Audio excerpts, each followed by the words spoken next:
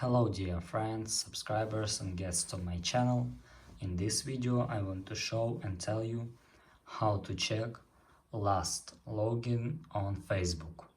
Please put your like, subscribe to my channel and share this video with your friends. And let's get started. So first we need to go to Facebook. After that we need to go to menu. And after that, click Settings. And here you can click See More in Account Center.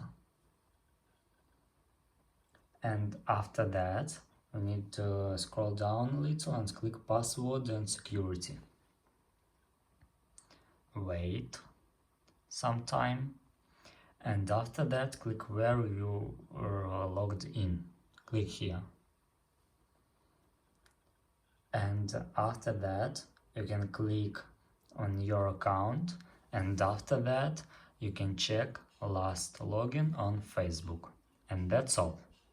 If you enjoyed this video and found it helpful, please put your like, subscribe to my channel and share this video with your friends. Bye bye everyone, see you later.